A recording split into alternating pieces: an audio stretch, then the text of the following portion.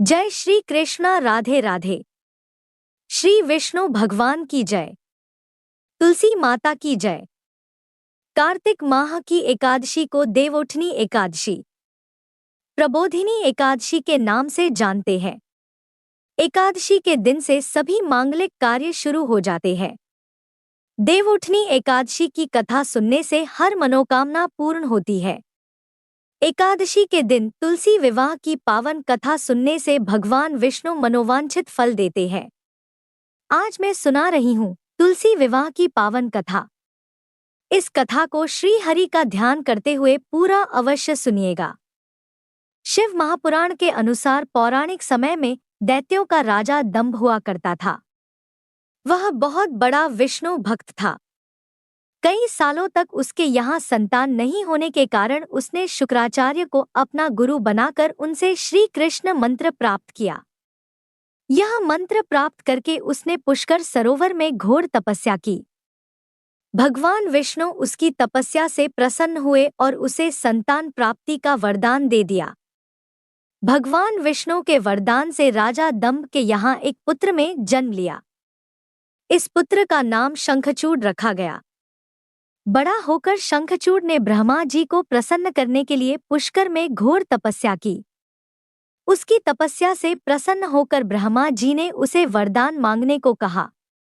तब शंखचूड़ ने वरदान मांगा कि वह हमेशा अजर अमर रहे व कोई भी देवता उसे नहीं मार पाए। ब्रह्मा जी ने उसे यह वरदान दे दिया और कहा कि वह बद्रीवन जाकर धर्मध्वज की पुत्री तुलसी जो तपस्या कर रही है उससे विवाह कर ले। शंखचूड़ ने वैसा ही किया और तुलसी के साथ विवाह के बाद सुखपूर्वक रहने लगा। उसने अपने बल से देवताओं, असुरों, दानवों, राक्षसों, गंधर्वों, नागों, किन्नरों, मनुष्यों तथा त्रिलोकी के सभी प्राणियों पर विजय प्राप्त कर ली। वह भगवान श्री कृष्ण का परम भक्त था। शंखचूड़ के अत्याचारों से सभी देवता परेशान होकर ब्रह्मा जी के पास गए और ब्रह्मा जी उन्हें भगवान विष्णु के पास ले गए। भगवान विष्णु ने कहा कि शंखचूड़ की मृत्यु भगवान शिव के त्रिशूल से ही होगी, अतः आप उनके पास जाएं। भगवान शिव ने चित्ररथ नामक गण को अपना दूत बनाकर शंखचूड़ के पास भेजा। चित्ररथ ने शंखचूड़ को समझाया कि वह देवताओं को उनका राज्य लौटा दे, परंतु शंखचूड़ ने मना कर दिया और कहा कि वह महेश्वर से युद्ध करना चाहता है। भगवान शिव को जब यह बात पता चली तो वे युद्ध के लिए अपनी सेना लेकर निकल पड़े। इस तरह देवता और दानवों में घमासान युद्ध हुआ, परंतु ब्रह्मा जी के वरदान के कारण शंखचूड़ को देवता नहीं हरा पाए। भगवान शिव ने शंखचूड़ का वध करने के लिए जैसे ही अपना त्रिशूल उठाया, तभी आकाशवाणी हुई कि जब तक शंखचूड़ के हाथ में श्रीहरि का कवच है और इसकी पत्नी का सतीत्व अखंडित है, तब तक इसका वध असंभव है। आकाशवाणी सुनकर भगवान विष्णु वृद्ध ब्राह्मण का रूप धारण कर शंखचूड़ के पास गए और उससे श्रीहरि कवच दान में मांग लिया। शंखचूड़ ने वह कवच बिना किसी संकोच के दान कर दिया। इसके बाद भगवान विष्णु शंखचूड़ का रूप बनाकर तुलसी के पास गए। शंखचूड़ रूपी भगवान विष्णु ने तुलसी के महल के द्वार पर जाकर अपनी विजय होने की सूचना दी।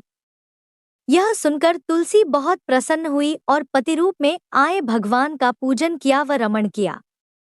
ऐसा करते ही तुलसी का सतीत्व खंडित हो गया और भगवान शिव ने युद्ध में अपने त्रिशूल से शंखचूड़ का वध कर दिया। तब तुलसी को पता चला कि वे उनके पति नहीं हैं, बल्कि वे तो भगवान विष्णु हैं। क्रोध में आकर तुलसी ने कहा कि आपने छलपूर्वक मेरा धर्म भ्रष्ट किया है और मेरे पति को मार डाला। अतः मैं आपको श्राप देती हूँ कि आप पाषाण होकर धरती पर रहे। तब भगवान विष्णु ने कहा, देवी, तुम मेरे लिए भारतवर्ष में रहकर बहुत दिनों तक तपस्या कर चुकी हो। तुम्हारा यह शरीर नदी रूप में बदलकर गंडकी नामक नदी के रूप में प्रसिद्ध होगा। तुम पुष्पों में श्रेष्ठ तुलसी का वृक्ष बन जाओगी और सदा मेरे साथ रहोगी।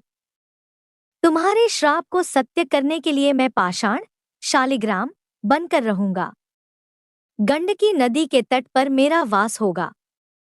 देव प्रबोधिनी एकादशी के दिन भगवान शालिग्राम व तुलसी का विवाह संपन्न कर मांगलिक कार्यों का प्रारंभ किया जाता है। हिंदू धर्म मान्यता के अनुसार इस दिन तुलसी शालिग्राम विवाह करने से अपार पुण्य प्राप्त होता है। बोलिए श्री लक्ष्मी नारायण भगवान की जय। तुलसी माता की जय।